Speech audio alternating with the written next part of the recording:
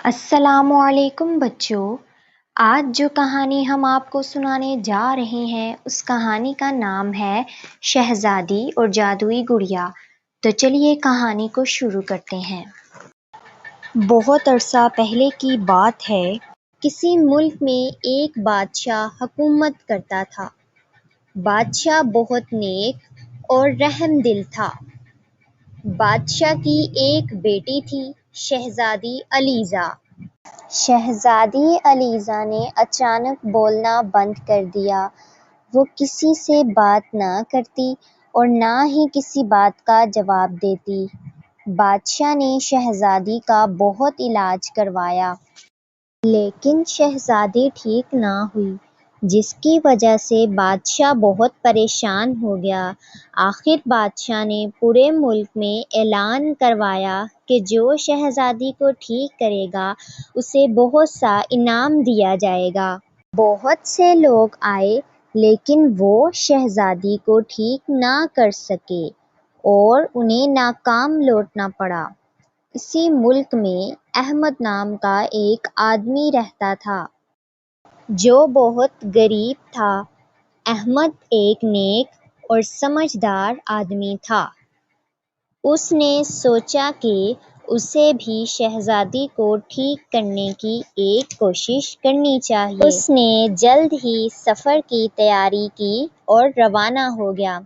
رستے میں اسے ایک آواز سنائی دی۔ یہ آواز کس کی ہے؟ گھبراؤ مت، اب تم ٹھیک ہو جاؤ گی۔ تمہارا شکریہ، تم ایک اچھی انسان ہو۔ تم بول سکتی ہو۔ ہاں، میں یہ بھی جانتی ہوں کہ تم شہزادی کو ٹھیک کرنے جا رہے ہو۔ شہزادی بالکل ٹھیک ہے، وہ چپ رہنے کا ناٹک کر رہی ہے۔ تم نے میری مدد کی، اس لیے میں تمہارے ساتھ چلوں گی۔ تمہارا شکریہ چڑیا۔ پھر احمد اور چڑیا دونوں بادشاہ کے محل کی طرف روانہ ہو گئے۔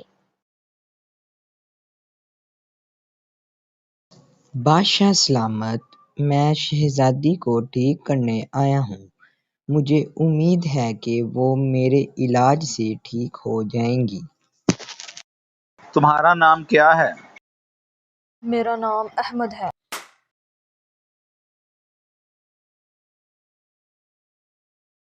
اسے شہزادی کے کمرے تک لے جایا جائے۔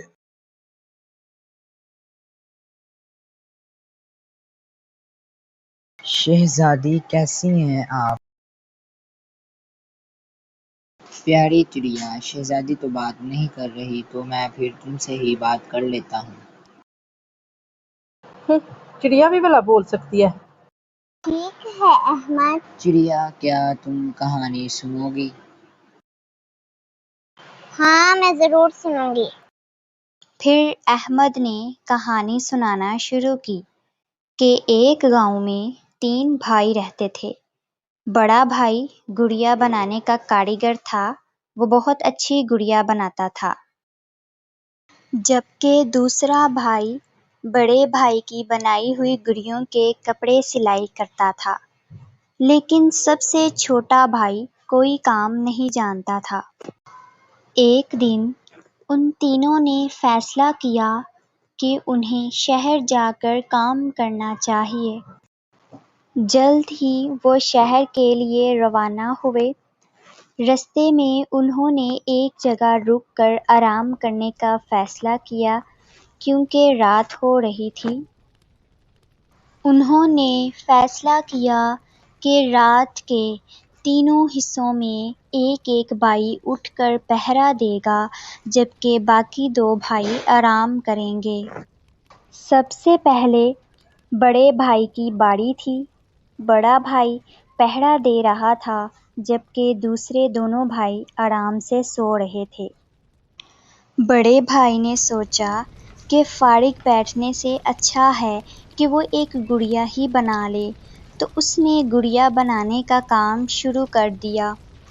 جب دوسرے بھائی کی باری آئی تو اس نے دیکھا کہ اس کے بڑے بھائی نے تو گڑیا بنا لی ہے، اس نے سوچا کہ اسے بھی اس گڑیا کے کپڑے سلائی کرنے چاہئیں، تو اس نے کپڑے سلائی کرنے شروع کر دیے۔ جب چھوٹے بھائی کی باری تھی تو اس نے دیکھا کہ اس کے دونوں بڑے بھائیوں نے گڑیا اور اس کے کپڑے سلائی کر لیے ہیں، تو وہ اداس ہو گیا کیونکہ اسے کوئی کام نہیں آتا تھا۔ اس نے اللہ سے دعا مانگنا شروع کی کہ اس گڑیا میں جان آ جائے۔